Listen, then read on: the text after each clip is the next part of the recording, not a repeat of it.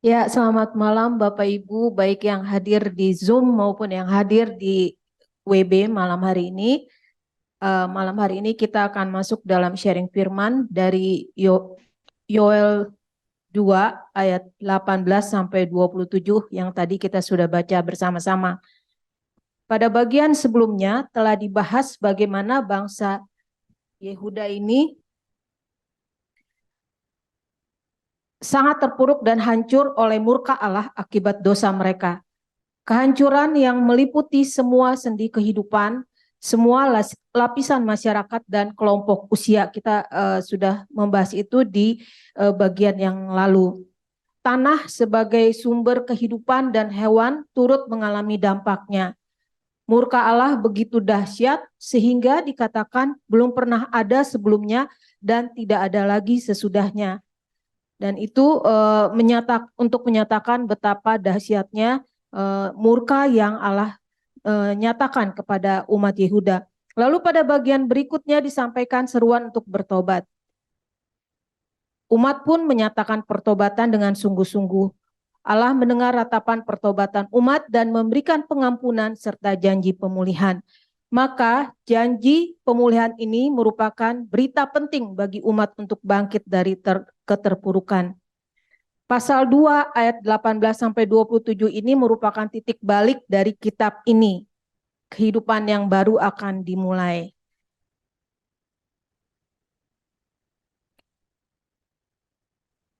Ayat 18 yang mengatakan kata cemburu ya. Ayat 18 ditulis demikian, Tuhan menjadi cemburu karena tanahnya dan ia belas kasihan kepada umatnya. Kata cemburu pada ayat ini mengungkapkan ungkapan kasih Tuhan kepada bangsa Yehuda. Kadang-kadang ada juga yang suka bertanya kenapa Allah itu bisa cemburu gitu ya. Tapi istilah ini kalau boleh saya katakan adalah semata-mata bahasa Alkitab untuk mudah dimengerti oleh para pembacanya ya, oleh kita sekalian. Kemudian dikatakan bahwa Tuhan menjadi cemburu karena tanahnya dan ia belas kasihan kepada umatnya. Sekalipun tanah mereka terdampak dan dikotori oleh dosa umat, namun Tuhan tidak dapat memalingkan wajahnya dari bangsa yang dikasihinya dan dipilihnya. Ia tidak dapat mengingkari janjinya. Tuhan tidak tahan melihat penderitaan umat sekalipun itu diakibatkan oleh dosa mereka sendiri. Keadilan Tuhan membawa kepada hukuman dan pendisiplinan, namun kasih Tuhan akan memulihkan dan ada harapan akan hidup yang baru. Lalu mengapa dikatakan Tuhan cemburu kepada tanah? Tanah adalah bagian daripada kovenan Allah kepada bangsa Israel. Dan selain itu tanah juga merupakan kebanggaan dan identitas sebagai sebuah bangsa. Ya. Kemudian ayat berikutnya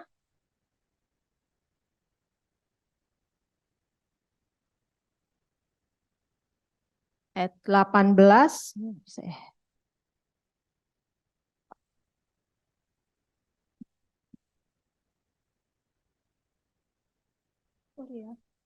Ya, baik. Oke.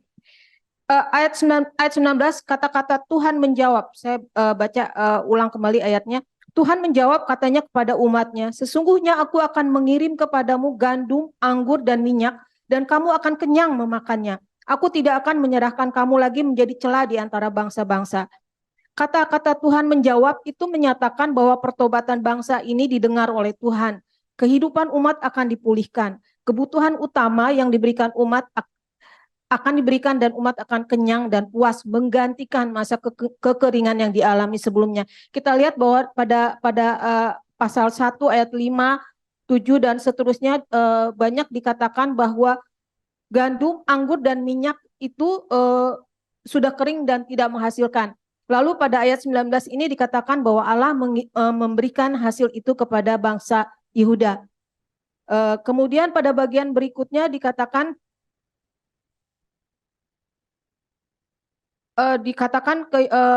kehidupan umat akan dipulihkan dan kebutuhan utama akan diberikan kembali. Lalu kita juga membaca bahwa di ayat 19 ini dikatakan bahwa aku tidak akan menyerahkan kamu lagi menjadi celah di antara bangsa-bangsa. Kepercayaan kuno pada masa itu adalah jika satu bangsa kalah atau terpuruk, itu menyatakan Allahnya, Allah huruf kecil kalah dan sudah meninggalkan mereka. Dan ini merupakan satu celaan bagi mereka dan menjadi olok-olok dari bangsa-bangsa lain. Celaan dan tertawaan dari bangsa-bangsa lain oleh karena keterpurukan mereka tidak ada lagi. Tuhan tidak pernah, dan ini menyatakan bahwa Tuhan tidak pernah meninggalkan bangsanya, yaitu bangsa yang dipilihnya sendiri. Kemudian ayat 20, Tuhan menghancurkan musuh bangsa sekalipun musuh itu menjadi alat murka untuk menghukum. Jeritan dan ratapan bangsa dapat diartikan bahwa apa yang dilakukan oleh musuh tersebut boleh dikatakan sudah melewati apa yang Tuhan perintahkan. Walaupun musuh itu tadinya adalah alat yang Tuhan pakai untuk mendisiplinkan umat, tapi kemudian Allah boleh dibilang jeritan dan ratapan umat Yehuda ini membuat Tuhan menjadikan musuh itu menghukum musuh itu oleh karena jeritan dan ratapan umat ini. Hukuman yang diberikan kepada musuh pun boleh dikatakan sangat mengerikan, menunjukkan kemarahan Tuhan. Kenapa Tuhan marah? Dalam ayat 19 dalam ayat 20 dikatakan sebab ia telah melakukan perkara yang besar. Dan hukuman itu juga hukuman yang sangat-sangat besar juga karena ada kata-kata ayat 20 ada kata-kata sebentar. Maka bau busuknya dan bau anyirnya akan naik sebab ia telah melakukan perkara yang besar. Hukuman itu begitu besar sehingga menghanguskan atau menghilangkan, menumpaskan semua musuh oleh karena musuh itu telah melakukan perkara yang besar dan membuat bangsa Yehuda menjadi sangat menderita. Kemudian ayat 21 sampai 24 kita akan melihat bagaimana pemulihan itu terjadi kepada manusia, hewan dan ladang. Dan semua yang terdampak yang disebutkan dalam pasal 1 yaitu manusia, hewan dan ladang, manusia, hewan, dan ladang sekarang diminta untuk tidak takut dan bersuka cita.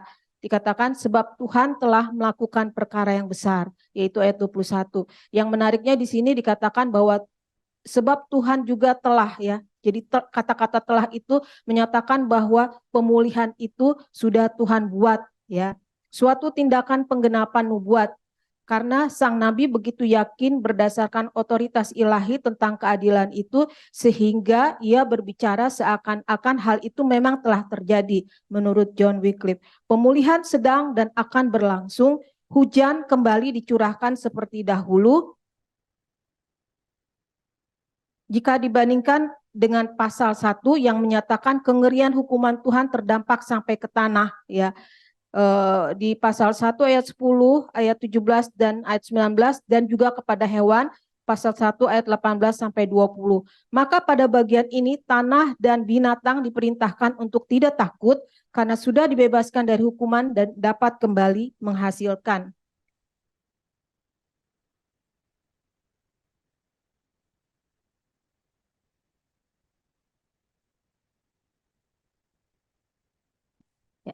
Pemulihan yang menyeluruh ini mengajak semua unsur, yaitu manusia yang sudah mengalami pendamaian dengan Allah, dan tanah yang kembali menjadi subur, dan binatang yang pastinya sudah menjadi gemuk karena makanannya tersedia di padang, bersama-sama memuji dan menyatakan ucapan syukurnya kepada Tuhan. Kemudian kita melihat pada ayat 23 ada kata-kata Bani Sion, itu merujuk kepada kovenan Allah dengan bangsa Israel. Ungkapan ini menunjukkan bahwa relasi dengan bangsa Israel sudah dipulihkan kembali. Kemudian kita melihat ke ayat 25 sampai 26, tahun-tahun yang penuh dengan kekeringan dan kekurangan digantikan dengan kelimpahan. Ayat 25 mengulang kembali semua jenis belalang yang memakan habis semua hasil bumi untuk mengingatkan kembali keadaan sekarang sudah berbalik. Hukuman menjadi berkat. Semua kelimpahan ini harus menyadarkan umat bahwa belas kasihan Tuhanlah yang memungkinkan ini terjadi. Sehingga pada puncaknya pujian dan ucapan syukur harus dikembalikan kepada Tuhan. Ya, kalau kita baca di ayat 26 dikatakan, maka kamu akan makan banyak-banyak dan menjadi kenyang, dan kamu akan memuji-muji nama Tuhan Allahmu yang telah memperlakukan kamu dengan ajaib, dan umatku tidak akan menjadi malu lagi untuk selama-lamanya. Kita bandingkan ini dengan pasal 1 ayat 9 dan 13 di mana dikatakan bahwa para imam dan pelayan Tuhan diminta untuk berkabung karena korban sajian dan korban curahan sudah ditahan dari rumah Tuhan oleh karena kekeringan. Jadi artinya pada saat itu kegiatan peribadatan tidak dapat dilakukan oleh karena tidak ada binatang yang dapat diberikan sebagai kurban. Ya, sedemikian parahnya peristiwa itu terjadi sehingga kegiatan peribadatan pun menjadi terganggu. Tapi kemudian di ayat 26 kita melihat bahwa semua sudah dikembalikan oleh Tuhan, maka Tuhan mengatakan bahwa semua puncak dari ucapan syukur itu harus menjadi kepujian bagi nama Tuhan. Kemudian kita lihat di ayat 27, aku ini Tuhan adalah Allahmu, ya. Ayat 27 mengatakan,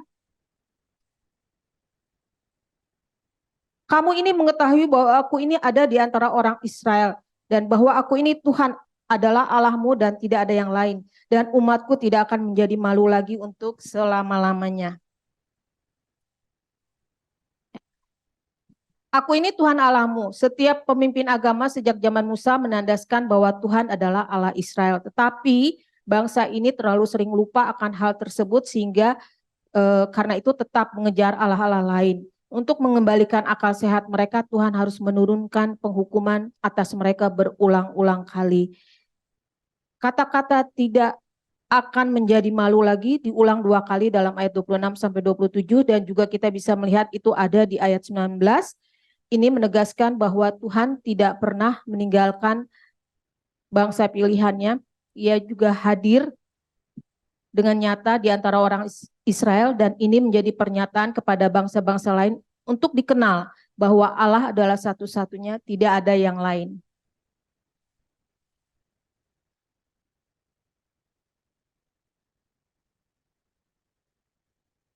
Ya, sekarang kita akan masuk kepada bagian yang terakhir, yaitu bagian kesimpulan. Saya coba menyimpulkan bahwa pasal 2 ayat 18 sampai 27 ini adalah merupakan titik balik dari kitab Yoel, dari hukuman menjadi berkat, ya. Kemudian yang kedua adalah keadilan dan kasih Allah nyata melalui pasal 2 ayat 18 sampai 27 ini. Dan kemudian yang ketiga adalah dampak dosa sangat dahsyat, menghancurkan kehidupan manusia dan lingkungannya, ya. Dan pertobatan manusia pun berdampak terhadap pemulihan lingkungan hidup, terhadap tanah, terhadap binatang, dan semua yang ada di sekitar manusia. Kemudian saya juga bisa menyimpulkan bahwa Allah setia dengan janjinya. Dia tidak akan mengingkari janji yang dia buat sendiri dengan bangsanya, dengan umat yang dia pilihnya. Kemudian Allah tidak pernah meninggalkan umatnya. Dan kemudian yang terakhir, kesimpulan yang dapat ditarik adalah puncak pertobatan dan ucapan syukur atas pemulihan adalah pujian kepada Tuhan. Kemudian untuk bagian aplikasi saya akan menyampaikan sebagai berikut. Kita harus peka akan panggilan untuk bertobat, ya. Peka untuk bertobat adalah sangat penting dan baik bagi kita secara pribadi, sebagai jemaat gereja atau jemaat orang percaya, sebagai bangsa, bahkan umat manusia secara global. Dan saya coba kaitkan ini kepada situasi yang juga kita alami saat ini, adalah saat kita baru pulih dari pandemi sedunia yang dampaknya terasa sampai semua sendi kehidupan, dan kita masuk ke dalam suatu era yang baru, yaitu kehidupan yang baru. Dan kiranya ini juga boleh menjadi cara hidup kita yang baru untuk menjadikan hidup kita hidup yang memuliakan Allah, dan pemulihan yang Tuhan buat kepada kita saat ini harus juga berdampak bagi orang lain di sekitar kita. Kira-kira itu yang bisa saya bagikan dalam sharing ini. Terima kasih. Baik, terima kasih Bu Sri atas paparan dan presentasinya. Tadi Bu Sri sudah paparkan, terus ada kesimpulan dan aplikasi. Beberapa poin yang mungkin mau saya sampaikan lagi mengenai tadi yang dipaparkan bahwa perihop ini merupakan titik balik dari hukuman menjadi berkat Tuhan. Dan di perikop ini juga bahwa Tuhan itu cemburu. Nah, tadi disampaikan cemburunya apa sih? Berapa? Ini merupakan ungkapan bahwa Tuhan mengasihi umatnya. Ya. Kemudian di ayat 19, Tuhan menjawab. Ini membuktikan bahwa Tuhan itu Allah kita yang hidup. Ya. Bahwa umatnya dihukum, mereka bertobat, berseru pada Tuhan, dan Tuhan mendengar sehingga Tuhan menjawab. Kemudian Tuhan menghancurkan musuh yang menjadi alat murka untuk menghukum. Jadi alat tapi akhirnya dihancurkan juga ya. Karena itu merupakan alat Tuhan saja untuk mengembalikan umatnya kepada jalan yang benar sesuai rencana Tuhan. Kemudian yang penting juga disampaikan bahwa pemulihan ini Tuhan berkata telah. Jadi pemulihan pada saat Tuhan berpisah ini sedang dan akan berlangsung. Jadi bukan janji tapi langsung dibuktikan terjadi pada saat ini disampaikan. Baik, mungkin tadi terakhir saya untuk mengulang aja di ayat 27 bahwa Tuhan tidak pernah meninggalkan umatnya. Ya. Itu tadi sampai diulang 2 kali bahwa bilang umatku tidak akan menjadi malu lagi untuk selama-lamanya. Bukan Tuhan yang malu, tapi ini bahwa menyampaikan bahwa Tuhan tidak pernah akan meninggalkan umatnya meskipun umatnya seringkali meninggalkan, berbuat dosa, ditegur, dihukum, bertobat, dan itu terjadi berulang-ulang. Baik, itu yang bisa saya sampaikan dari hasil pemaparan dari Bu Sri. Baik, kita mulai diskusi kita ya. Untuk yang baik di WB maupun di Zoom, silakan kalau ada yang mau menyampaikan pandangan ataupun mau menanggapi apa yang disampaikan atau bertanya. Saya mungkin dari yang di Zoom dulu, silakan.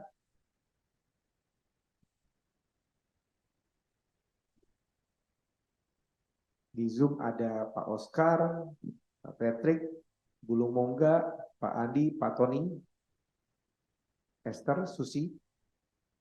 Silahkan. Ada yang mau share atau menanggapi, bertanya.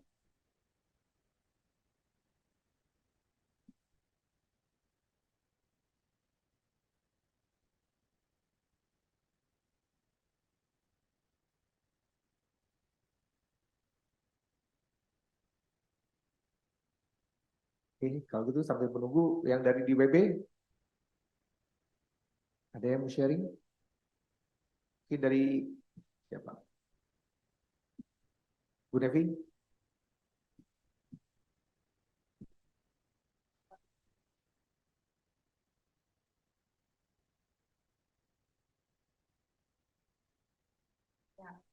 Di sini saya nggak tahu, saya mau bukan bertanya ya, tapi saya udah mau refleksi diri ya Pak.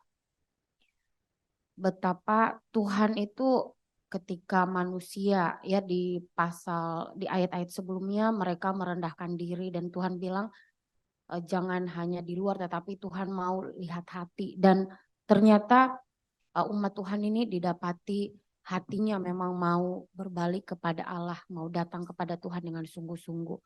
Nah, ketika umat Tuhan merendahkan diri mencari wajah Tuhan, di situ Tuhan ya memperbaharui dan mencurahkan berkat untuk umatnya. Ya, dan Allah menjawab doa umat itu supaya mereka ya tidak dihukum, dan Tuhan sendiri yang menganugerahkan kepada mereka hati yang untuk bertobat juga ya. Dan itu adalah kasih karunia. Jadi membuat kita bertobat bukan karena kekuatan kita, tetapi itu karena karunia Allah.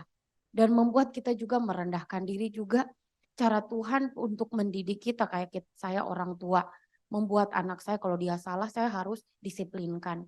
Nah ketika dia sadar dia salah, dia kembali, itu juga karena bukan karena ya kalau kita di hadapan Allah bukan karena kita gitu, tetapi karena Allah gitu ya. Jadi Allah begitu peduli, begitu mengasihi dan eh, makanya dibilang supaya kamu nggak malu gitu ya. Itu Tuhan begitu baik gitu kepada umatnya. Nah, ya jadi untuk aplikasi bagi kita adalah betapa baiknya Tuhan dalam kehidupan kita dan kasih dan keadilan Allah ini beriringan dalam uh, ya sifat Allah ini ya. Jadi kasih dan keadilannya.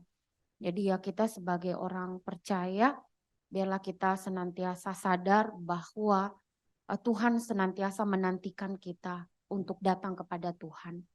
Dan ketika waktu itu ya saat ini jangan nunggu-nunggu dan kalaupun kita mau diubahkan harus dari dalam hati ya sepenuhnya karena Tuhan melihat hati yang sungguh-sungguh mau bertobat dan dikatakan Tuhan yang memperbaharui negeri ya bukan hanya kita tetapi negeri seisi tadi ya saya dengar dari Bu Sri bahwa alam semesta ya karena memang alam semesta yang dihancurkan juga alam semesta juga diperbaharui oleh Tuhan ya negeri dan Tuhan mencurahkan berkat-berkatnya ini indah di ayat 18 sampai 20. Ya ini pelajaran yang sangat berharga ya bagi kita semua kiranya Tuhan menolong untuk senantiasa sadar diri, rendah hati, merendahkan diri terus di hadapan Tuhan dan sadar kasih Tuhan yang begitu besar dan keadilan Allah juga ketika kita berbuat dosa. Ya Tuhan juga menghukum. Demikian Pak, terima kasih. Itu pembelajaran bagi saya. Baik, terima kasih Bu Nevi. Jadi Bu Nevi sampaikan bahwa kunci untuk kita mendapatkan kasih karunia dari Allah bahwa kita harus merendahkan diri, ya, bertobat karena apa yang kita punya, kita miliki itu semua darinya. Sehingga kalau kita mau hidup seturut dengan namanya, kita harus merendahkan diri, merendahkan hati. Ya. Baik, sudah ada dari yang di Zoom?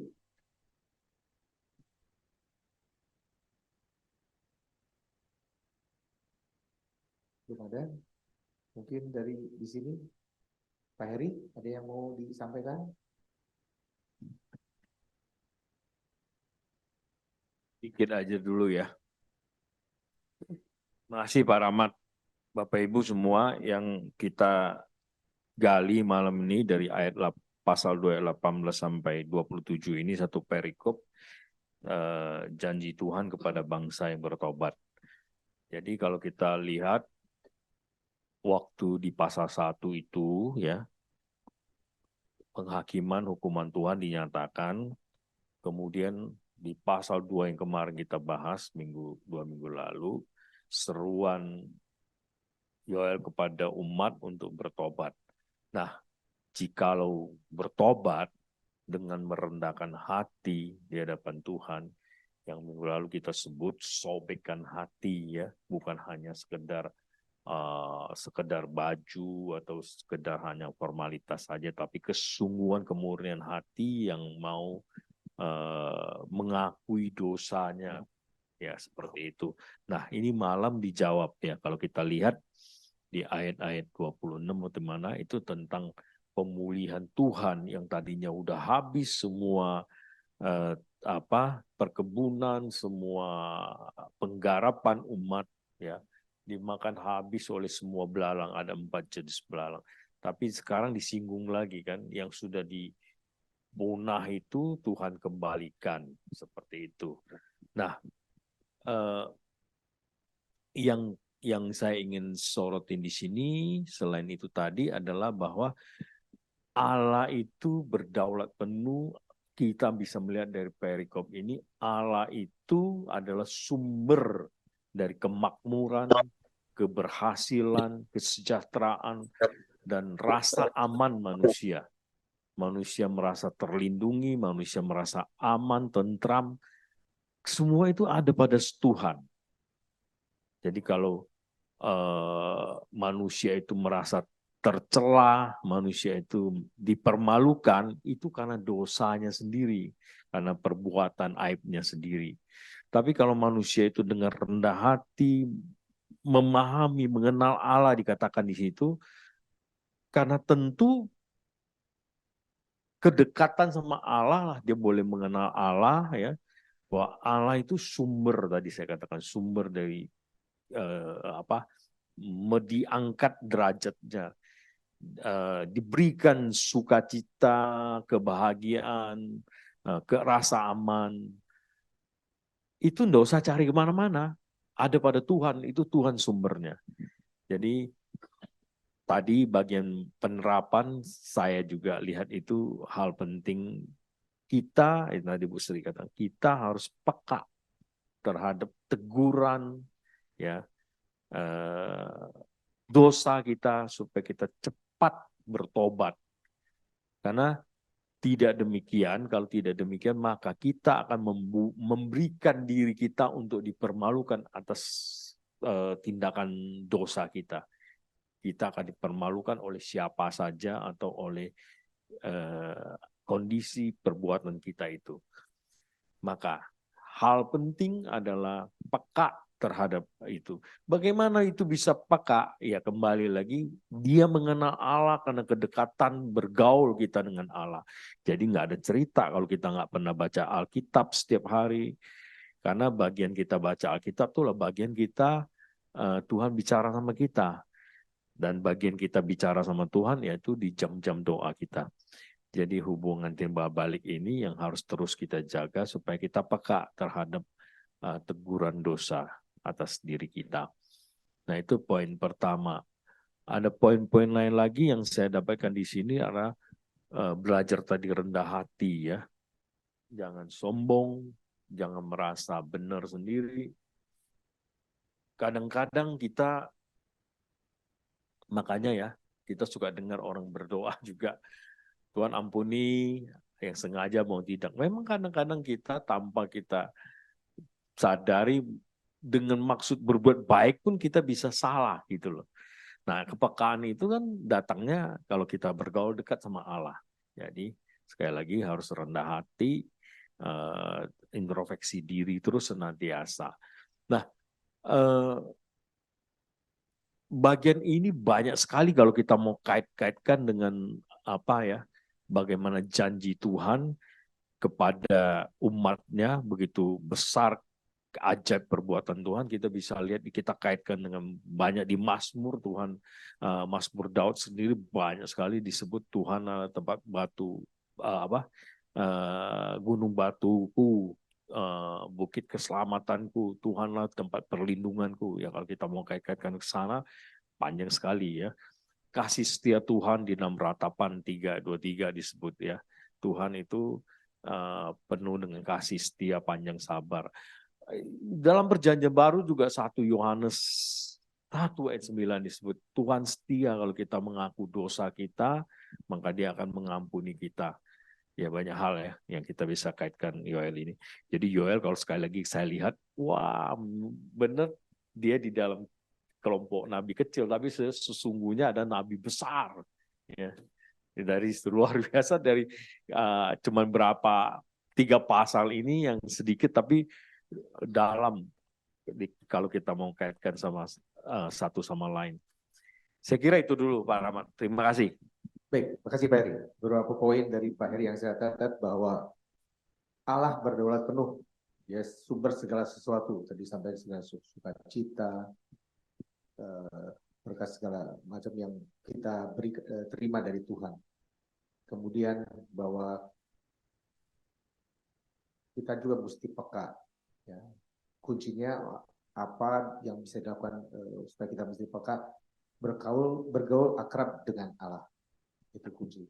Sehingga kita bisa hidup rendah hati dan menyenangkan Tuhan. Baik, sambil menunggu baik yang di Zoom untuk mau menyampaikan sharing atau bertanya, saya mau sampaikan ya satu poin dari yang perikop yang saya baca, bahwa di perikop ini dari 9 ayat dari 18 sampai 27. Kalau saya lihat dari pembacaan ini dari ayat 18 sampai 25. Ya itu. itu saya mengartikan bahwa Tuhan memberikan berkat-berkat jasmani pada umatnya. Bisa dibaca dari ayat tadi 18 sampai 25, bahwa itu berkat-berkat jasmani yang Tuhan pulihkan, Tuhan berikan kembali kepada umatnya. Di ayat 26a itu masih itu berkat jasmani. Tapi di 26 sampai 27 saya mengartikan bahwa Tuhan juga memberikan berkat rohani sehingga umatnya bisa memuji Tuhan, bersukacita dan tidak malu. Ya, jadi Tuhan memberikan berkat tidak hanya jasmani, tapi juga rohani sehingga kita bisa memuliakan dan tidak malu. Karena Tuhan membuktikan Dia adalah Allah yang hidup. Di ayat 19 tadi disebut bahwa Tuhan menjawab. Dan itu menjadi bukti bahwa Tuhan tidak pernah meninggalkan umatnya. Baik, itu tambahan dari saya. Sudah ada dari Zoom yang mau sharing? Silakan.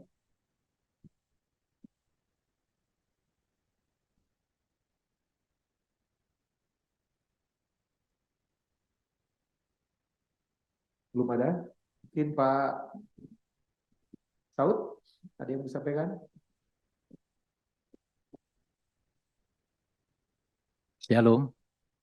Karena belum ada, terutama yang di online belum ada yang menyampaikan, jadi saya izinkan saya ingin sampaikan sesuatu, khususnya kepada Ibu Dokter Lumongga.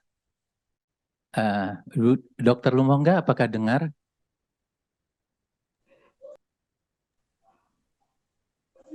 Dok? Dengar. Oh, dengar ya. Jadi begini, saya mendengar waktu PA yang lalu, sebenarnya saya mau jawab tapi nggak bisa kondisi saat itu. Yang Dokter Lumongga menanyakan ketika pertobatan itu kenapa sampai dikumpulkan bangsa dari mulai keluarga, anak, bahkan anak menyusui. Sebenarnya tinjauan dari tradisi Ibrani itu bagaimana? Kalau tidak salah begitu ya, Dokter Lumongga, pertanyaannya ya. Ya, karena Pak Saud kan banyak belajar mengenai Ibrani dari Enggak banyak lah, tapi baru. Jadi begini, mungkin saya ingin sampaikan secepatnya ya. Jadi dalam wawasan tradisi Ibrani, mereka sampai sekarang, bangsa Ibrani ini berasal atau lahir dari satu keluarga, yaitu Yakub. Bahkan berasal dari satu bapa leluhur, seorang bapa. Mari kita buka literasinya di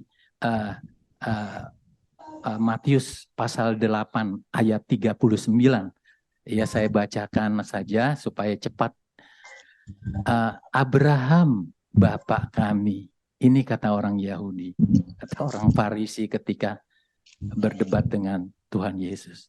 Kemudian bahkan di ayat yang ke-41, kami anak Allah. Jadi sebagai keluarga pasti terdiri dari sebagai bangsa, kemudian lahir dari satu keluarga, Yakub punya anak 12, nah inilah bangsa Israel. Itu udah pasti dalam satu keluarga ada orang tua, suami, istri, anak-anak yang disusui begitu. Jadi ini hanya satu pengungkapan yang saya bilang yang paralelisme itu ya. Nah, itu sih sebenarnya yang bisa saya jawab. Mungkin di ayat ini saya dalam kesempatan ini Penatua Sri menyampaikan tadi kata cemburu. Beliau mengatakan ini hanya memudahkan. Ya, tapi saya ingin menambahkan. Sebenarnya kata cemburu ini memang menunjuk kepada Allah Israel. Memang identik kalau kita buka di Keluaran pasal 20 ayat 5, kita Keluaran 20 ayat 5, memang ini sifat Allah. Janganlah sujud menyembah kepadanya atau beribadah kepadanya, sebab aku Tuhan Allahmu adalah Allah yang cemburu. Kemudian kita buka di satu lagi yang bahkan menyatakan bahwa Tuhan itu namanya adalah Allah yang cemburuan. Jadi memang mau nggak mau nih Alkitab yang mengatakan. Bahkan Paulus di dalam 2 Korintus 11 ayat 2. Kita buka ya, kalau ini memang luar biasa Paulus ini. Karena memang dia orang Farisi. 2 Korintus pasal 11 ayat 2. Sebab aku cemburu kepada kamu dengan cemburu ilahi, karena aku telah mempertunangkan kamu kepada satu laki-laki untuk membawa kamu sebagai perawan suci kepada Kristus. Memang Allah ini, Allah Israel, Allah yang kita sembah, Allah Abraham, Ishak dan Yakub memang Allah yang cemburu. Namun cemburunya cemburu ilahi, nggak kayak saya, cemburu buta. Terima kasih Pak Moderator. Terima kasih Pak Saud. Ya, tadi Pak Saud sudah menyampaikan tambahan penjelasan mungkin dari PA 2 minggu lalu. Kemudian yang terakhir tadi tentang pengertian cemburu ya, tadi dari Keluaran maupun dari Korintus. Baik, sudah ada dari rekan-rekan yang di Zoom mau sharingkan apa yang sudah didapat dari pembacaan pembelajaran. Mungkin Bulu Mongga.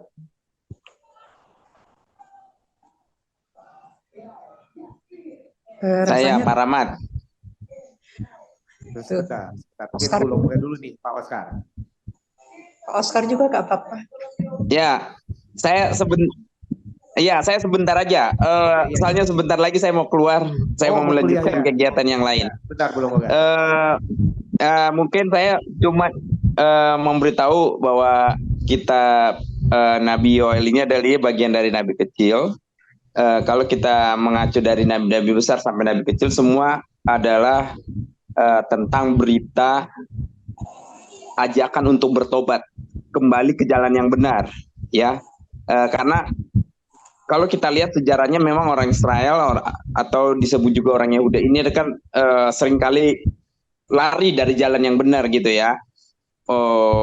Ada tadi dibilang Allah itu cemburu, benar, karena kalau kita baca di Yosea kan bahwa orang Israel itu boleh dibilang melacurkan diri atau bersundal.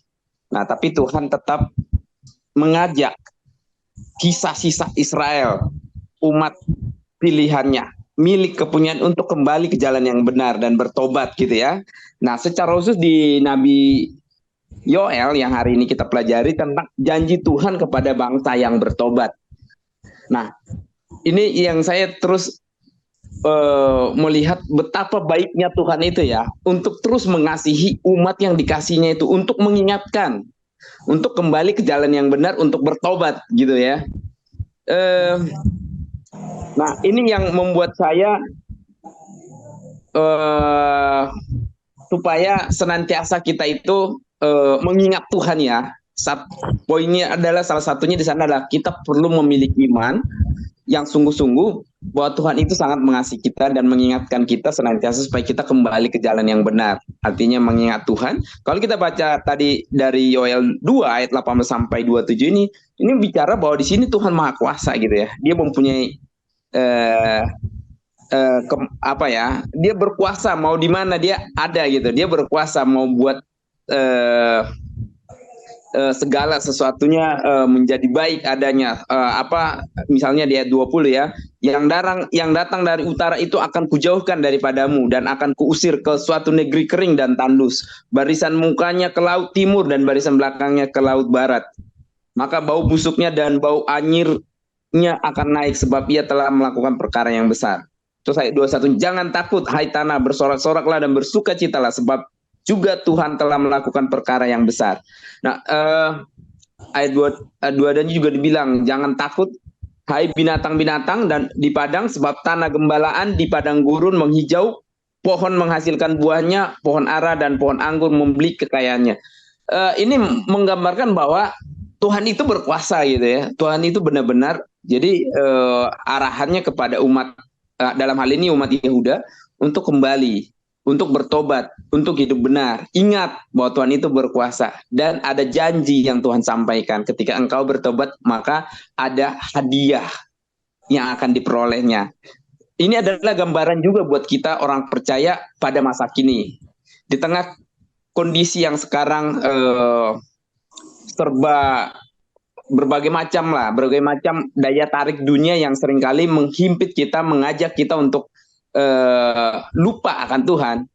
Tapi hari ini juga bisa mengingatkan kita supaya kita mengingat bahwa Tuhan itu hidup, bahwa Tuhan itu ada, dan bahwa Tuhan itu menjanjikan sesuatu kepada kita datang kepadanya, kita sungguh-sungguh percaya dan bertobat dan hidup sesuai dengan apa yang Tuhan mau. Kira-kira itu dari saya. Terima kasih. Kiranya bisa memberkati kita semua. Baik, terima kasih Pak Oscar. Jadi itu tadi Pak Oscar sampaikan bahwa di periode ini Tuhan menyampaikan ajakan umatnya untuk bertobat ya, dengan senantiasa mengingat Tuhan yang sangat mengasihi kita. Baik, mungkin lanjut ke Bu Lomoga. Silakan Bu. Oke. Saya nggak menambahkan apa-apa ya Pak Rahmat. Cuma karena apa yang diceritakan oleh Ibu Sri dan ditambah lagi tadi oleh Ibu Nefri sudah sangat detail sekali. Tapi barangkali bisa membantu kita memahami semua yang diterangkan secara detail itu letaknya di mana, karena jadi nggak terpecah-pecah. Jadi kalau kita lihat di pasal sebelum ini, terutama di ayat terakhir, itu kan umat Israel kan berdoa. Jadi kalau di pasal 2 itu subjeknya adalah umat Israel yang diminta untuk bertobat dan kemudian mereka berdoa, maka di pasal yang sekarang ini di ayat 18 ke bawah itu merupakan respons Allah terhadap doa dari umat Israel.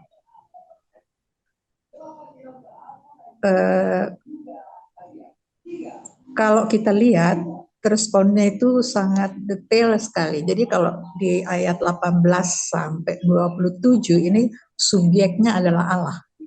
Kalau di sebelumnya subjeknya adalah umat Israel. Di sini Allah menjawab, merespons doa bangsa Israel, memulihkan semua yang kerusakan-kerusakan yang kita lihat di pasal 1. Jadi kalau kita lihat di sini detail sekali. Yoel menulis kitab Yoel ini menuliskannya ya. Kalau di pasal 1 kita melihat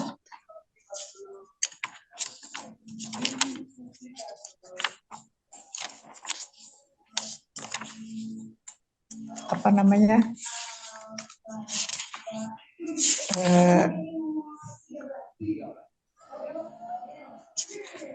Sebentar ya, catatan saya hilang lagi nih.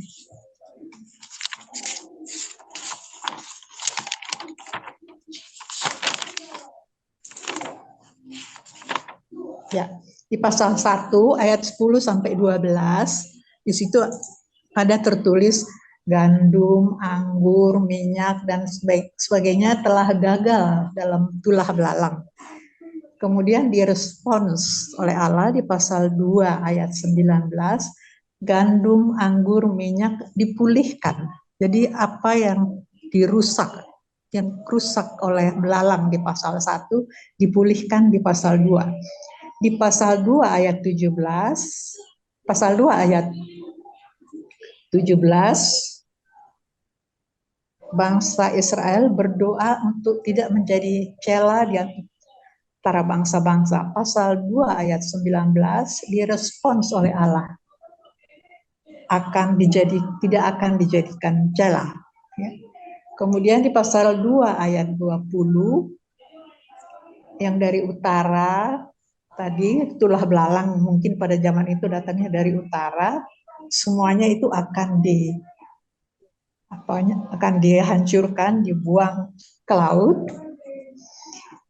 Kemudian di pasal 1 ayat 10 sampai 17, panen yang gagal dan tulah belalang akan diubah dalam masa depan menjadi di pasal 24-25 panen yang terlihat gandum dan anggurnya. Kemudian di pasal 1 ayat 16 mereka yang menderita kekurangan makanan, di pasal 2:26 akan banyak makan. Jadi kita akan melihat tadi yang dijelaskan secara detail oleh Ibu Sri itu respons Allah terhadap doa bangsa Israel. Kemudian diselipkan di pasal 21, 22, 23 ini Allah mengatakan kalau sudah direspons doanya dengan memberikan berkat, bersukacitalah, mengucap syukurlah. Bukan hanya terhadap manusia dia minta, tanah, binatang, Bani Sion. Tiga-tiganya ini diminta untuk bersorak-sorai dan bersukacita. Kemudian di pasal 24 masih ke bawah lebih detail lagi, janji Allah untuk memulihkan bangsa Israel itu lebih detail lagi dijelaskan. Dan yang paling penting adalah, barangkali ini yang paling penting, karena kalau yang di atas tadi itu semuanya berkatnya itu bersifat fisik. Kalau yang di ayat 26, 27 akan kita lihat berkatnya itu bahwa Allah ada di antara kita. Dan itu barangkali respons yang paling kita inginkan kalau kita mau berdoa kepada Tuhan supaya Tuhan ada bersama kita, ada di lingkungan kita. Ini yang merupakan respons yang paling utama harus kita perhatikan. Ini yang bisa saya tangkap di pasal ini, di ayat-ayat ini, 18 sampai 27.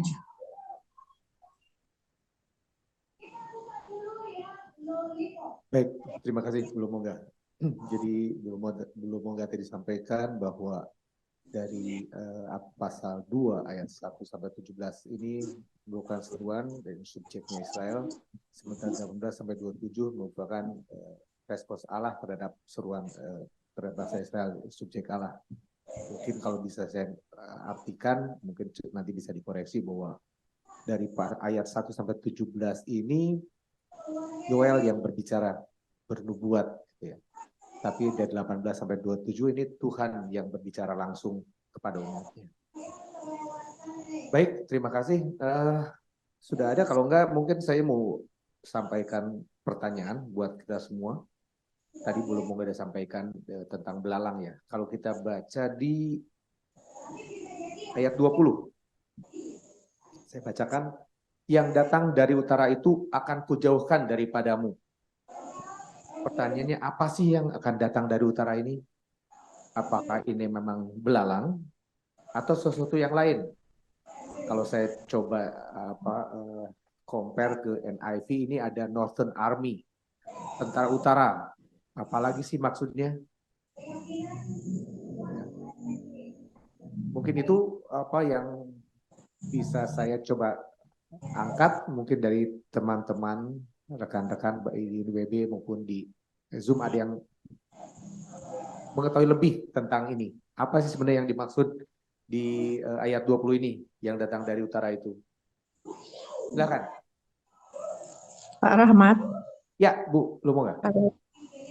Tadi saya katakan ini kan respons dari Allah terhadap umat Israel untuk merespons tulah yang ada di pasal 1. Jadi kalau dari buku yang saya baca ini belalang yang datang dari utara, karena ini bukan nubuatan, ini adalah respons Allah terhadap doa bangsa Israel. Baik, terima kasih Bang Wa. Ya, saya juga sempat buka sedikit sih, kalau belalang katanya sih datangnya bukan dari utara. Nah, cuma apa itu benar atau enggak, terus saya juga nggak tahu karena saya bukan ahli serangga juga, tapi itu menarik sih, karena Nanti bisa paling kita terjemahan di NIV itu Northern Army. Apa ini memang belalang secara letternya memang itu tulah seperti yang sebelumnya, atau memang merupakan deskripsi sesuatu yang lebih lagi gitu ya. Meskipun di ayat berikutnya memang disebut belalang pelahap dan yang lain-lain.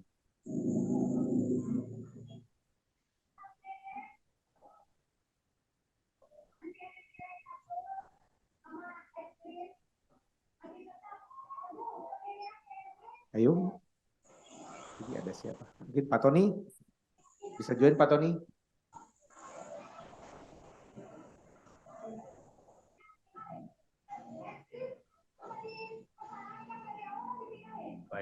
Ya, silakan Pak Heri. Ini yang Ibu Lomo nggak masukkan tuh persisnya di ayat 6 tuh, pasal 1 ayat 6. Jadi ada dua tafsiran ya. Kemarin saya waktu persiapan pasal 1 yang pertama itu saya baca. Jadi memang ada dua tafsiran, cuman saya lupa literasinya di mana. Yang pertama memang dibicarakan soal pasukan yang banyak itu di utara itu adalah belalang. Tetapi ada juga yang menafsirkan itu memang bangsa lain, ya, disebut seperti itu. Jadi yang jelas di pasal 2 yang tadi kita sebut itu, apapun bentuk musuhnya, baik secara fisik bangsa lain atau belalang, Tuhan campakkan itu. Tuhan hancurkan itu. Karena umat ada di dalam pihak Allah ya, umat yang bertobat, yang mengandalkan Tuhan. Nah, menarik di sini adalah tadi di awal tadi udah disinggung sebelum ini bahwa yang datang sebagai musuh di pasal 1, di pasal 2 itu diusir, dihilangkan. Yang datang sebagai musuh dihilangkan. Dan yang di pasal 1 yang hancur, yang musnah, di pasal 2 Tuhan pulihkan, Tuhan datangkan. Ya. Yang datang Tuhan tolak di pasal 2. Yang hilang pasal 1 Tuhan datangkan, yaitu keberhasilan tanaman dan lain sebagainya. Seperti itu. Tadi yang terakhir sekali kalimat dari Bu Lumongga yang menarik konsen saya adalah yang adalah keberpihakan Tuhan untuk keberhasilan secara materi yang di ayat-ayat sebelumnya, dan yang terakhir yang paling menarik yang kita nantikan tadi kalau nggak salah Pak Bu Lumongga bilang gitu, kita nantikan, yaitu berkat Tuhan yang merupakan kehadiran Tuhan di dalam hidup kita, kesukacitaan Tuhan, kehadiran surga di tengah-tengah bumi. Ironis, bagi saya ironis, banyak orang Kristen tidak melihat itu. Orang Kristen lihat kemakmuran, materi itu. Nah, jangan kita terjebak itu juga. Saya cuma ingin menggarisbawahi apa yang disampaikan Bu Lumongga. Hati-hati ya, hati-hati. Kita seringkali terjebak, kita ngomongnya pinter. Bisa kita ngomong, wah kita ngarepin surga turun ke dunia. Dia ada di kita alami sehari-hari. Tetapi di dalam prakteknya kita sendiri banting tulang cari duit terus sampai lupa akan Tuhan. Kita suruh keluarga kita suruh anak-anak kita sekolah tinggi-tinggi untuk hanya mengejar materi. Itu aja saya ingin garis bawahi. Terima kasih. Terima kasih Pak Heri, saya elaborasinya. Baik. Pak Patrick, ada sesuatu yang mau disampaikan?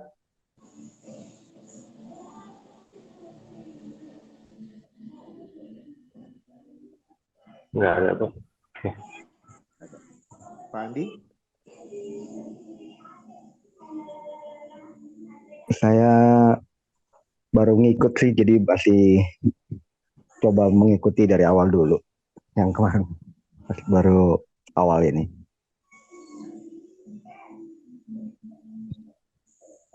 Sister Susi, Kadina. Ayo.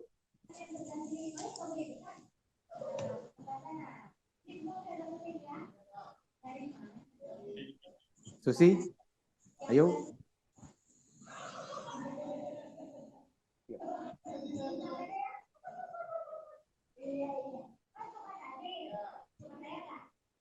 Sisternya masih menyimak. Baik.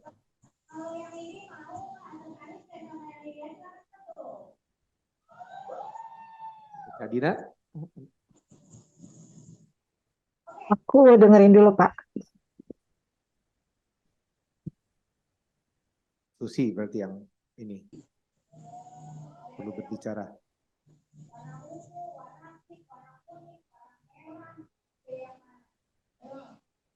Ayo, Susi.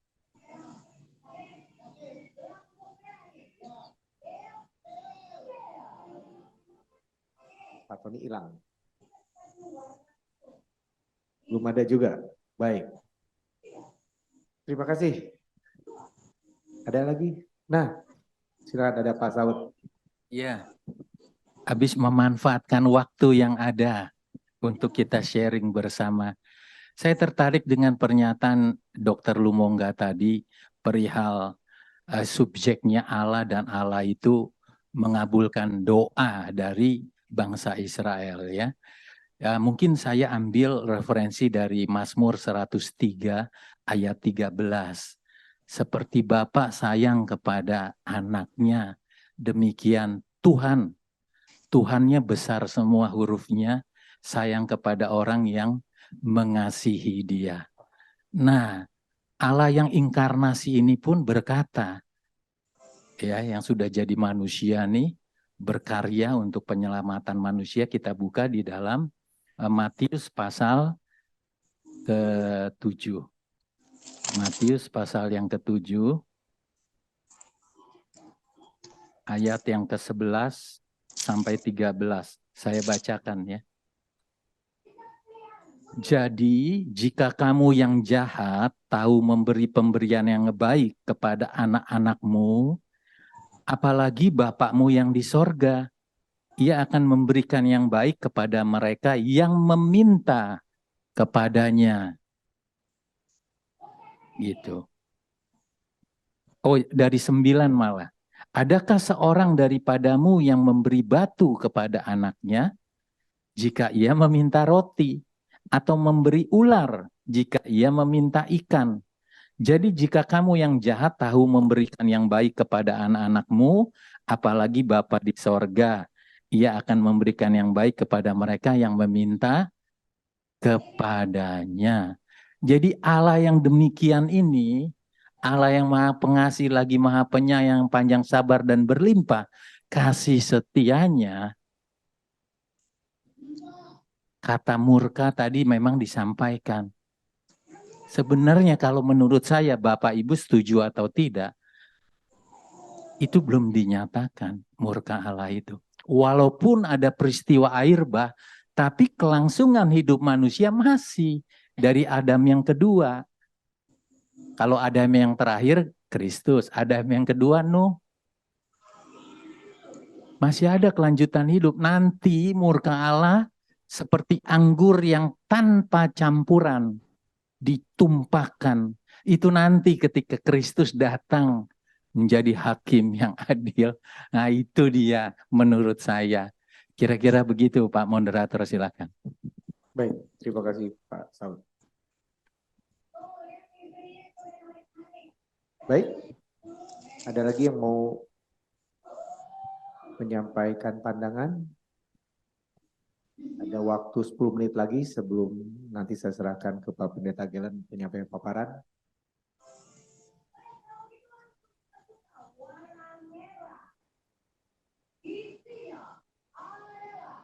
Vera, ada?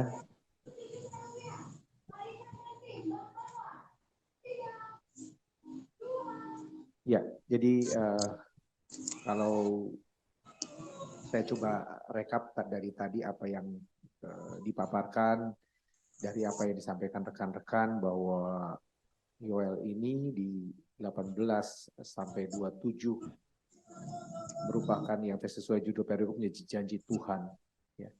Janji Tuhan disampaikan secara detail dari ayat 18 sampai 27, baik secara materi jasmani maupun yang tadi di ayat 26-27 lebih ke rohani juga, bahwa yang sampai disebut 2 kali bahwa Tuhan tidak akan membuat malu bagi umatnya. Jadi kalau memang kita lihat bahwa bangsa Israel ini dari pembelajaran kita adalah bangsa yang memang pilihan, sudah jelas disebutkan, tapi terbukti pula bahwa sangat jatuh bangun. Ya. Umat yang dikasihi, dipilih Tuhan, tapi jatuh bangun dalam dosa.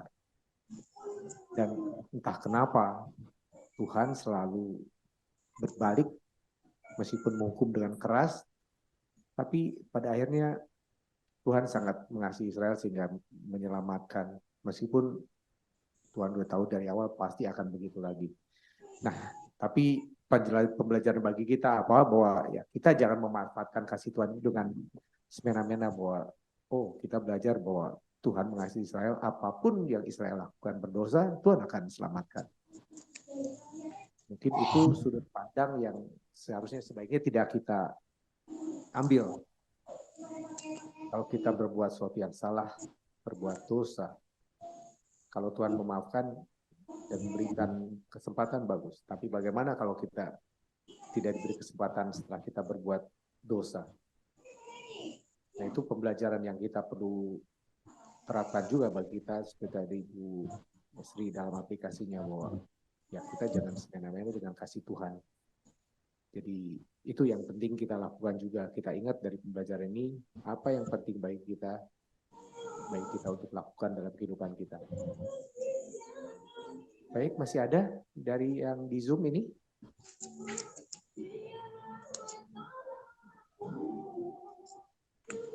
Dan di WP ada lagi? Mungkin Bu Sri mau ada sampaikan lagi? Cukup, Bu Nevi? Silakan. Dapatkan, terima kasih. Di ayat 18 di situ dikatakan Tuhan itu menjadi cemburu ya. Nah, di sini saya membayangkan bagaimana ya hati Tuhan tadi, tapi dia cemburu kudus, tadi sudah dijelaskan oleh Pak Saud.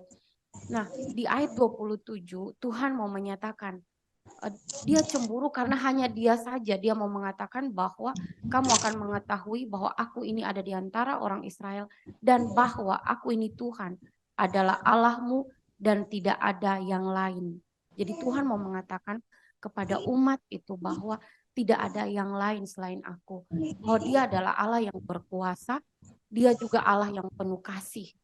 Ya, jadi umat manusia harusnya terpikat hanya kepada Tuhan. Tuhan tidak ingin hati yang umat yang dia ciptakan ini mendua. Ya, Tuhan tidak ingin mendua. Jadi pelajaran bagi saya adalah kita zaman ini jangan sampai, tadi Pak Heri juga udah menegaskan untuk aplikasinya ya. Mamon atau apa yang melebihi dari Allah itu sesungguhnya kita sudah menduakan hati Tuhan. Ya, jangan sampai Tuhan menjadi cemburu gitu. Nah, kita harus sadar bahwa tidak ada lain selain daripada Allah. Jadi Allah mau menyatakan hanya Dia. Ya, Allah mau kita hanya kepadanya, kita menyembah hanya kepadanya, kita berpaut, bergantung, dan kalau kita salah kita harus kembali kepada Tuhan. Ya, Tuhan begitu luar biasa ya. Tuhan begitu menjaga kekudusan namanya. Ya, Tuhan menjaga dirinya sendiri dan bahkan Tuhan menjaga kita sehingga kita tidak dipermalukan karena kita ini dikatakan umatku, kamu itu umatku. Wah, ini indah ya. Jadi ini pelajaran yang saya dapat Pak yang terakhir. Terima kasih. Baik, terima kasih kita. Rasanya mengenai kata cemburu ini banyak tadi dari menyampaikan teman-teman. Padahal kata ini hanya satu kali ditulis di perikop ini, di ayat tadi 18. Kalau tidak ada lagi, saya serahkan waktu untuk Bapak Pendeta Gilman menyampaikan paparan. Silakan Pak. Ya, baik. Terima kasih Pak Penatua Rahmat, Bapak Ibu, rekan-rekan sekalian. Saya mau share screen dulu ya.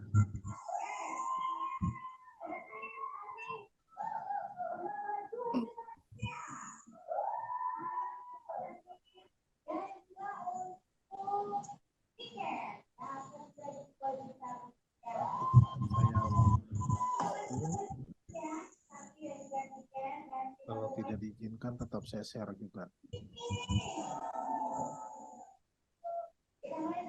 Ya, baik. Yoel 2 ayat 18 sampai 27 tadi sudah dibuka dengan sangat baik. Ada banyak komentar-komentar, masukan-masukan dan juga perenungan-perenungan yang sangat baik. Ya, tadi Penatua Sri sudah mengatakan ini titik balik. Ya, betul sekali ya. Di pasal pertama itu berbicara tentang bahwa seruan penghukuman itu sudah di depan mata. Lalu pasal 2 ayat 1 sampai 17 kembali lagi menegaskan, lalu di ayat 12 sampai 17 itu adalah seruan pertobatannya. Dan lalu dilanjutkan di ayat 18 sampai 27 ini adalah janji Tuhan kepada bangsa yang bertobat. Nah, saya mau komentari dulu tadi, mumpung lagi hot ini, tentang cemburu ya. Tentang cemburu. Sudah sangat lengkap tadi Pak Saud menjelaskan dari 2 Korintus 11 ayat 2, Rasul Paulus mengatakan dia cemburu ilahi. Ya, memang kalau secara umum yang dipahami cemburu ini mengalami pergeseran makna. Ya, cemburu itu ya cemburu. Cuma kalau sekarang kalau dibilang cemburu itu pasti negatif pikirannya. Ya, padahal kalau kita mau kembali kepada kata yang benar, ya kan, cemburu itu berdasarkan karena ada keterikatan. Ya, maka ketika Tuhan cemburu kepada umatnya karena umat itu milik Tuhan. Ya kan, digambarkan seperti mempelai gitu, mempelai dengan pengantin. Ya, kalau orang Betawi bilang penganten ya, dua minggu yang lalu disebut itu ya, satu-satunya penganten di perikop sebelumnya. Nah, maka ketika pihak yang sudah dimiliki itu, yang sudah terikat itu main serong, tentu cemburu. Kalau tidak cemburu berarti bukan milik dia. Ya, itu cemburu yang benar. Tetapi cemburunya kudus, bukan cemburu karena emosional. Ya, maka kalau Tuhan itu cemburu ilahi, ya, Rasul Paulus juga cemburu ilahi. Kalau kita cemburu duniawi, ya, kalau ya dikatakan cemburu buta, minimal kita cemburu burem lah ya, belum sampai buta, ya, agak burem sedikit. Ya. Kalau Tuhan cemburunya clear, jelas. Ya, jadi cemburu itu sebenarnya benar kalau dia berdasarkan memang sudah ada ikatan. Kalau tidak ada ikatan, tidak ada hak untuk cemburu. Maka Tuhan sangat berhak untuk cemburu, tetapi tentu cemburu yang kudus. Nah, itu tentang cemburu. Berikutnya, ya, yang saya ingin bagikan bahwa nanti ada juga tentang belas kasihan ya di ayat ke-18, di mana nanti itu di bagian kesimpulannya saja. Sekarang saya mau bicara tentang janji Tuhan kepada bangsa yang bertobat. Nah, ini Tuhan menjanjikan pemulihan secara holistik, ya, tidak parsial, tidak sepotong, tidak seperempat, setengah, 3/4 dan lain sebagainya, tetapi holistik, total. Ya, saya membaginya menjadi 2. Ya, tadinya spiritual dan material, tetapi saya melihat lebih kaya daripada material, maka saya membaginya menjadi spiritual dan non spiritual saja. Ya, yang bersifat rohani dan yang bukan rohani. Ya, jadi untuk pemulihan spiritual, saya membaginya menjadi beberapa poin. Ya. Yang pertama, pemulihan spiritual itu berdasarkan belas kasihan Tuhan. Ya, berdasarkan belas kasihan Tuhan. Memang bangsa Israel di perikop sebelumnya mereka bertobat. Ya, di ayat ke-12, 13 itu dikatakan koyakkan hatimu bukan pakaianmu. Ya, itu juga Tuhan yang suruh. Ya, lalu disuruh bertobat semua bangsa, sampai pengantin baru juga disuruh keluar dari kamarnya, sampai anak-anak yang masih menyusu juga yang menjadi pertanyaan Bu Lomorga 2 minggu lalu, ya disuruh juga ikut berkabung, ya berpuasa, mengaduh, ya kan. Nah, itu juga mereka lakukan, Tuhan yang perintahkan, ya. Jadi walaupun orang bangsa Israel baik secara personal maupun secara nasional mereka bertobat, tetapi penentunya adalah belas kasihan Tuhan. Belas kasihan Tuhan. Jadi bukan performance manusia, ya, bukan performance manusia. Nah, jadi itu yang pertama, berdasarkan belas kasihan Tuhan, ya. Tuhan berbelas kasihan kepada umatnya. Yang kedua, berawalkan pertobatan sejati. Ya. Berawalkan pertobatan sejati. Di ayat ke-12 sampai ayat ke-17 itu sudah begitu detail kita bahas 2 minggu yang lalu, ya, mereka mengoyakkan hati, berbalik kepada Tuhan, lalu mereka memaklumkan puasa, lalu mereka berkumpul sebagai bangsa, lalu mereka mengumpulkan semua orang tadi yang sudah saya singgung juga, kemudian dipimpin oleh imam, ya, lalu mereka memohon belas kasihan Tuhan, mengingat akan perjanjian Tuhan kepada umatnya, ya, bahwa Tuhan memilih Israel sebagai bangsa pilihannya bukan karena mereka lolos seleksi, bukan karena mereka lulus audisi, mereka lebih bagus, maka Tuhan pilih. Tidak. Memang berdasarkan kedaulatan Tuhan dan belas kasihan Tuhan. Tetapi kemudian janji Tuhan diberikan ketika ada pertobatan sejati, baik secara personal maupun nasional. Ini secara pribadi maupun sebagai entitas bangsa, yaitu bangsa Israel. Ya, itu yang kedua.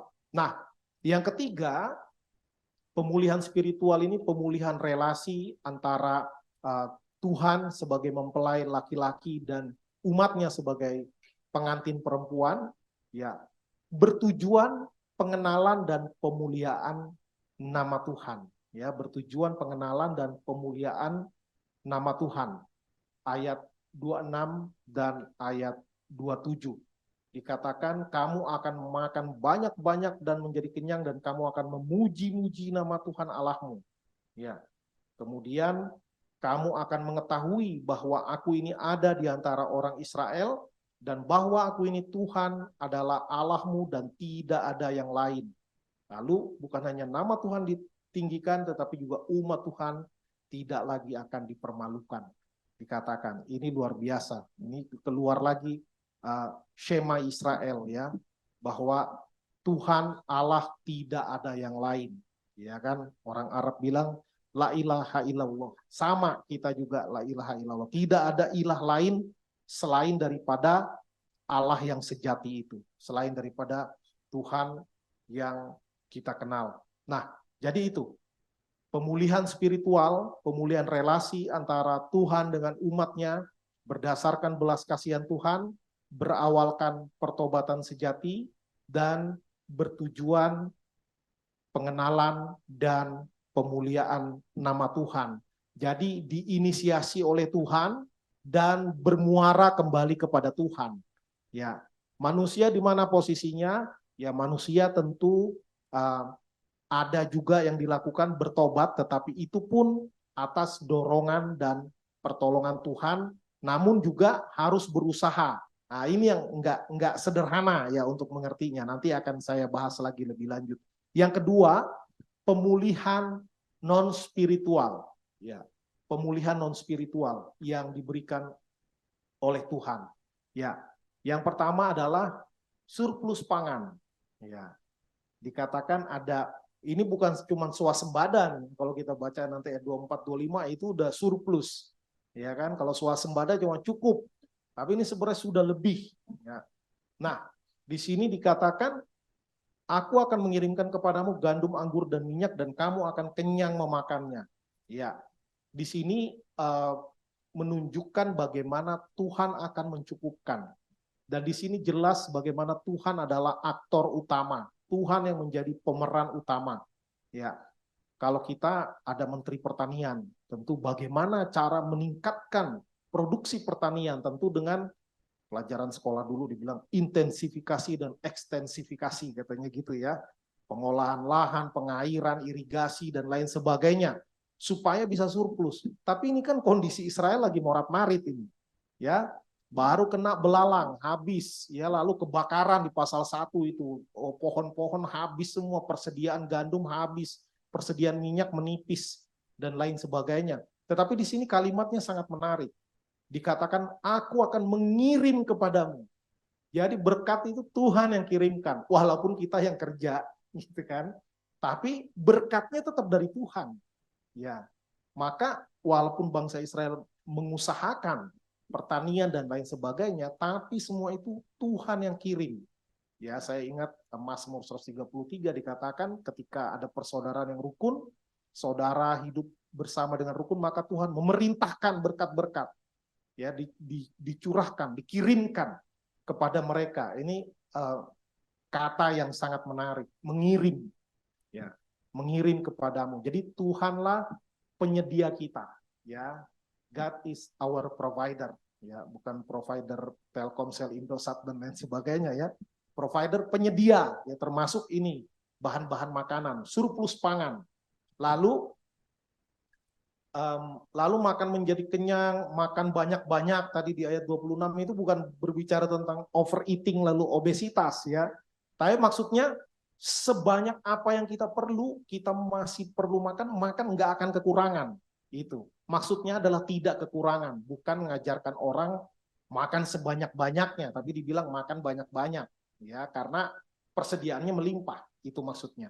Lalu di ayat ke-20 berbicara tentang perlindungan, ya, perlindungan. Ini yang tadi ada 2 tafsiran yang dibahas oleh Pak Penatua Rahmat maupun Penatua Heri, ya. Dari utara akan kujauhkan daripadamu.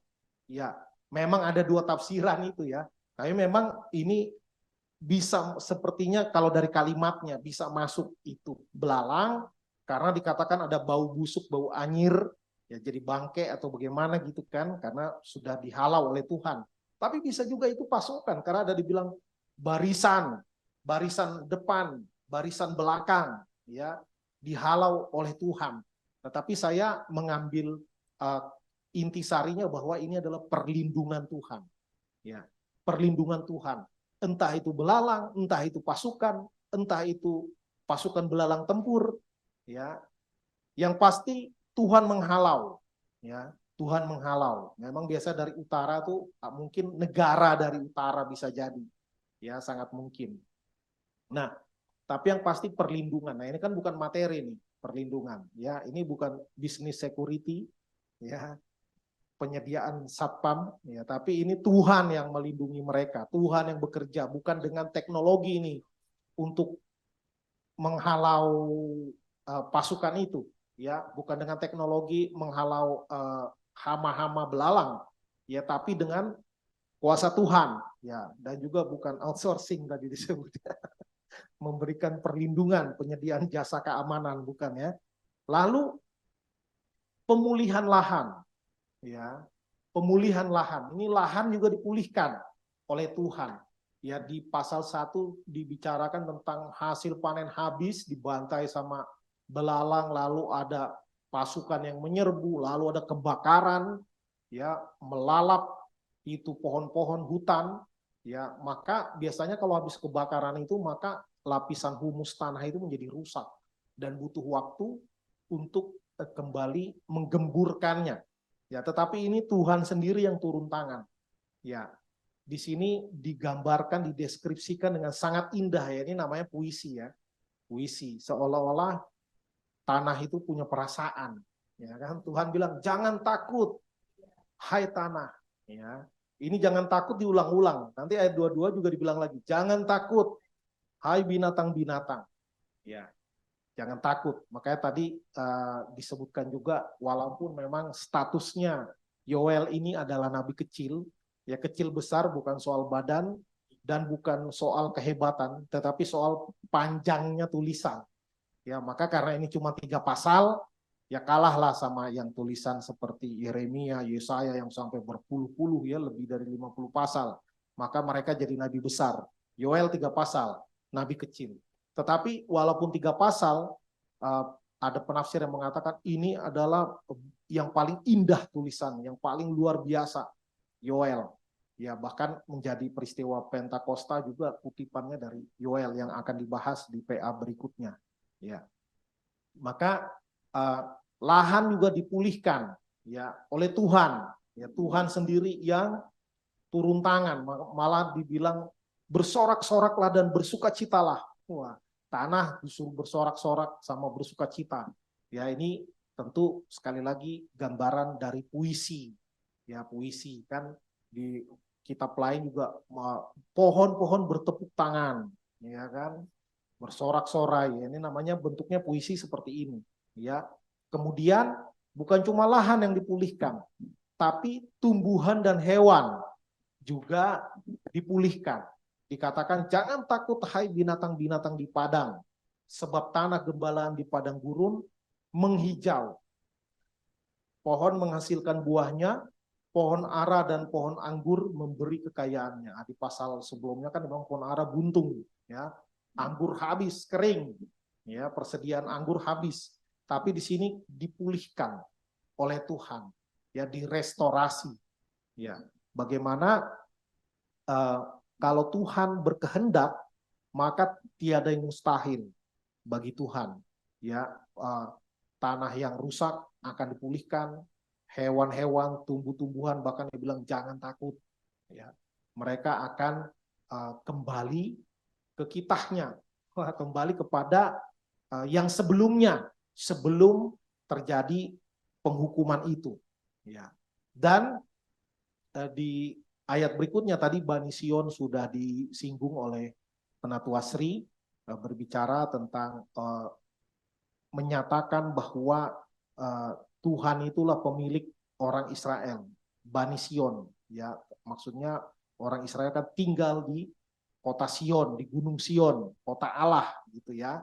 Itu menggambarkan Tuhan sebagai pemilik bangsa Yehuda, ya, sebagai pemilik bangsa Yehuda. Itu bukan nama suku. Sion itu adalah gambaran bahwa itu menyatakan relasi antara Tuhan dengan umatnya, ya. Dan di sini bahkan Tuhan melakukan pengaturan cuaca. Wah, ini luar biasa ini. Modifikasi cuaca dilakukan oleh Tuhan, ya. Dengan kuasanya, bukan dengan rekayasa teknologi. Ya, dikatakan Tuhan memberikan hujan pada awal musim, ya, pada akhir musim. Semua kebutuhan hujan dicukupkan oleh Tuhan. Karena kalau berlebihan juga jadi banjir. Bisa gagal panen itu gandum dan lain sebagainya. Tapi Tuhan memberikan tepat sesuai dengan kebutuhan. Ya, luar biasa. Dan pada akhirnya Tuhan menjanjikan penggantian. Ya, penggantian apa? Dikatakan, aku akan memulihkan kepadamu tahun-tahun yang hasilnya dimakan habis oleh belalang pindahan, belalang pelompat, belalang pelahap, dan belalang pengerip. Ya, jadi tahun-tahun yang sebelumnya yang gagal panen, ya, maka digantikan oleh Tuhan. Wah, ini luar biasa. Penggantian. Ini tidak ada asuransi yang berani mengganti gini, ya. Semua asuransi pasti ada tanda bintang. Kalau karena force major, karena gempa bumi, karena bencana alam, itu tidak mungkin diganti, ya. Tapi ini Tuhan ganti, ya. Padahal nggak bayar premi ini bangsa Israel ini, bangsa Yehuda, ya. Tuhan ganti yang tekor-tekor di tahun sebelumnya, luar biasa, ya. Ini yang Tuhan kerjakan. Bahkan Tuhan menjanjikan bukan hanya kecukupan, tapi bahkan kelimpahan, ya. Dikatakan tempat-tempat pengirikan menjadi penuh dengan gandum, tempat pemerasan, kelimpahan anggur dan minyak, ya. Kelimpahan, ya, abundant. Ini luar biasa, ya. Tentu sebagian orang percaya, termasuk saya, ya, sebenarnya kurang nyaman dengar kata kelimpahan, ya, kemakmuran, kayaknya bawaannya mau ngelawan, gitu, ya. Padahal Ini juga bagian dari janji Tuhan. Ya, bagian dari janji Tuhan. Orang percaya bisa diberikan kelimpahan, sangat bisa. Ya, sangat bisa, tapi jangan berhenti di situ. Ya, jangan berhenti di situ. Kalau berhenti di situ salah kita nanti jadinya. Nah, tapi itu yang dijanjikan oleh Tuhan di dalam konteks ini. Tuhan memang memberikan kelimpahan menjadi bagian dari janji Tuhan. Nah, yang menjadi pembelajaran bagi kita, ya nanti kalau ada pertanyaan boleh bertanya. Ini hasil perenungan saya bahwa kedaulatan, kasih, dan keadilan Allah berada dalam diri Allah. Itu tidak bertentangan, tidak tarik-menarik, tapi sukar dipahami. Ya, kalau kita menjelaskan kasih dan adil di dalam diri kita, tentu rasa sayang dengan rasa marah itu ada tarik-menarik, bertentangan di dalam diri kita. Ya, tetapi di dalam diri Allah tidak demikian. Ya, makanya tadi cemburunya Tuhan dengan cemburunya kita pun beda.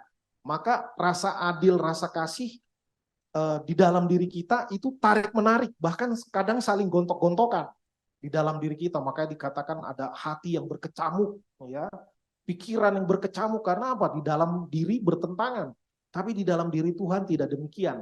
Walaupun sukar untuk dipahami. Ya, kalau mau tahu pastinya nanti di sorga nanya sendiri kita ya. Karena nggak mudah memahami, menjelaskan. Misalnya kalau Tuhan Maha Kasih, kenapa ada negara dilanda kelaparan sampai begitu banyak orang yang mati? Kalau Tuhan Maha Kasih, kenapa perang terus melanda antara bangsa? Padahal semuanya belajar tentang mengasihi sesama, menciptakan tatanan dunia baru.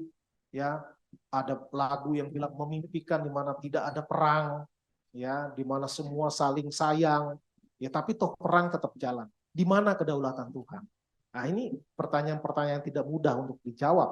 Tetapi sekali lagi kita yakin sepenuhnya bahwa kedaulatan, kasih, dan keadilan Allah berada dalam dirinya, tidak saling bertentangan walaupun sukar untuk dipahami. Nah, yang kedua, rumusan, nah ini yang umum. Ya, umum, bukan hanya di Kristen. Non-Kristen juga rumusnya sama. Kalau taat, dapat berkat. Tidak taat, kena kutuk. Ya, saya mau katakan ini ada benarnya, tetapi tidak sesederhana rumus ini seperti rumus matematika. Ya, kalau kita mau jujur, ya sebenarnya Tuhan tidak adil kepada kita. Kenapa? Kalau adil selesai hidup kita. Ya, misalnya satu dosa dikasih satu hukuman, ya kebanyakan hukuman yang kita dapat daripada kasih setia Tuhannya. Ya, karena itu Tuhan sendiri tahu kelemahan manusia. Ya, kalau minus satu harus dikasih plus satu, maka kita nggak akan pernah datang ke titik nol. Kita akan selalu minus dan tambah minus dan tambah minus. Akhirnya kita harus digebukin Tuhan terus. Ya, karena itu Tuhan sendiri memperkenalkan dirinya. 2 minggu lalu juga sudah saya singgung bahwa di Keluaran 34 ya, Keluaran 34 ayat 6, Tuhan sendiri memperkenalkan dirinya sebagai akulah Tuhan Allah, ya, Tuhan yang pengasih dan penyayang, rahmani dan rahimi, yang panjang sabar, berlimpah kasihnya dan setianya. Itu bukan Musa yang ngomong, Tuhan yang ngomong sendiri, mendeskripsikan dirinya, panjang sabar, berlimpah kasihnya, berlimpah setianya. Ya, karena itu dia setia walaupun kita tidak setia. Ya kan? Dia mengampuni kita ketika kita masih menjadi seterunya. Waduh. Makanya Tuhan itu melampaui keadilan yang dimengerti oleh manusia. Karena itu tentu kalau bertobat Tuhan sediakan berkat. Tentu betul. Tapi tidak sesimpel itu. Seringkali Tuhan ngasih banyak bonusnya. Ya, ketika kita tidak taat, Tuhan nggak kasih kutuk yang berat. Tuhan tidak kasih hukuman yang setimpal. Tidak setimpal dengan kesalahan kita. Ya, tapi kalau kita taat, seringkali Tuhan memberkati lebih daripada yang sepantasnya, gitu kan? Maka dibilang itu anugerah. Ya, anugerah nggak mungkin kita tolak, ya kan? Nggak mungkin kita tolak. Ya, itu. Lalu berikutnya yang ingin saya bagikan bahwa kasih Allah terlihat dalam proses, baik itu penghukuman, pengampunan, maupun pemulihan. Di ayat 1, di pasal 1 berbicara tentang bagaimana hukuman Tuhan yang akan dijatuhkan. Lalu ketika bangsa Israel bertobat, bangsa Yehuda bertobat, ada pengampunan. Dan setelah pengampunan, dilanjutkan dengan pemulihan. Dan pemulihan yang dikerjakan oleh Tuhan holistik, ya, tidak parsial, ya, tidak ada syarat dan ketentuan berlaku. Ya, kalau Tuhan mau pulihkan, Tuhan pulihkan. Ya, walaupun mungkin di antara bangsa Israel dari mereka yang bertobat mungkin nggak semuanya juga bertobat. Ya, tapi Tuhan mau pulihkan, ya Tuhan memulihkan berdasarkan kehendak Dia, berdasarkan kedaulatan Tuhan, bukan berdasarkan performance apa yang dikerjakan oleh manusia. Ya, sekali lagi, Tuhan sangat berlimpah kasih-Nya, setianya, kebaikannya. Maka semua dipulihkan, bukan cuma manusia, tanah, hewan, semua dipulihkan. Nah, ini yang penting, ya, supaya nggak salah tadi tentang kelimpahan, ya, tentang kemakmuran. Maka saya ingin menyatakan bahwa pemulihan spiritual itu seragam, sedangkan pemulihan non-spiritual beragam. Maksudnya apa? Ketika kita dipulihkan secara spiritual, maka pasti tadi itu yang saya sudah sampaikan, ya, bagaimana saya kembali biar bisa dilihat, ya. Ini. Ya, berdasarkan belas kasihan Tuhan, harus ada pertobatan sejati, dan tujuannya harus mengenal, memuliakan, memasyurkan, mengagungkan nama Tuhan. Itu seragam semua. Nggak ada yang, kalau tidak bertujuan memuliakan nama Tuhan, pasti tidak ada pemulihan. Ya, ini seragam, semua sama, melalui proses yang sama. Tetapi pemulihan non spiritual, ya, itu beragam. Tidak semua orang yang mengalami pemulihan dari Tuhan akan mendapatkan semua yang tertulis di sini. Ya, ini spesifik janji Tuhan pada saat zaman Nabi Yoel. Ya kan? Ada perlindungan, ada surplus, pemulihan lahan, hewan, tumbuhan, sampai berkelimpahan. Ya, bisa, tapi tidak pasti. Ya, itu yang saya katakan tadi, beragam. Ya, ada orang yang ketika dia bertobat, lalu hidupnya secara ekonomi gitu-gitu aja, ya, secara kekuasaan, posisi jabatan begitu-begitu aja. Ya, misalnya waktu dia belum bertobat, dia posisinya staf biasa, staf admin. Setelah bertobat, belum tentu jadi direktur. Ya, bisa jadi sampai pensiun, cuma sampai supervisor misalnya. Ya, enggak mesti semua harus, kan firman Tuhan bilang harus jadi kepala, ya. Ya, kepala, mungkin kepala staf, ya, bukan direktur, bukan CEO. Kan enggak mesti semua harus sampai ke puncaknya itu, ya. Maka itu tadi statement saya, bagaimana pemulihan spiritual itu seragam prosesnya. Tapi pemulihan non spiritual beragam.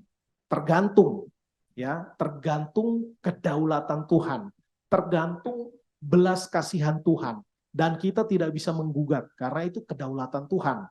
Ya, jangankan kepada Tuhan, kepada juri saja keputusan juri tidak bisa diganggu gugat, apalagi keputusan Tuhan. Ya, misalnya kita bilang, saya sama bertobatnya kok dengan dia, ya, kenapa dia penghasilannya lebih besar daripada saya? Padahal kami sama-sama cinta Tuhan, sama-sama terlibat pelayanan di gereja. Ya, kenapa kami beda? Bukan hanya beda pendapat, beda pendapatan juga. Yaitu kedaulatan Tuhan. Ya, jangan iri sama orang lain. Makanya pemulihan non spiritual itu beragam, ya, beragam. Jadi Tuhan punya berkat yang spesifik kepada setiap orang. Ya, tetapi yang spiritual tadi semuanya sama, seragam. Maka pertobatan dan tetap hidup di dalam kebenaran itu yang harus menjadi fokus kita. Ya, tadi Penatua Heri sempat memberikan statement yang sangat kekinian banget, bahwa Akhirnya yang beragam ini yang kita kejar-kejar, ya. Padahal bukan itu yang menjadi fokus orang percaya. Kalau kita belum benar bertobat, kalau kita sudah cukup bagus, pertahankan, tetaplah hidup dalam kebenaran, bukan mengejar yang beragam-beragam tadi, ya, yang surplus, kelimpahan, kemakmuran, ya, udah kelimpahan lagi, nggak mau menyalurkan lagi, ya, bahaya itu. Ya kan, maunya nampung terus kayak waduk, ya, tidak ada waduk yang nampung terus, dia harus dialirkan, kalau enggak akan mengakibatkan bencana luar biasa, ya, waduknya bisa jebol, akhirnya bukan jadi berkat, ya, malah jadi bencana, ya, menjadi banjir bandang dan lain sebagainya. Maka yang harus menjadi fokus hidup kita adalah hiduplah dalam kebenaran, dan yang lain akan ditambahkan Tuhan berdasarkan apa yang kita perlu atau tidak, Tuhan yang ambil keputusan, bukan kita. Ya, kalau kita mengambil keputusan mana yang kita perlu, maka semua keinginan kita akan cari alasannya bahwa itu adalah keperluan. Ya, padahal keinginan, maka keputusannya ada di Tuhan. Ya, mungkin demikian yang bisa saya sharingkan kepada kita sekalian.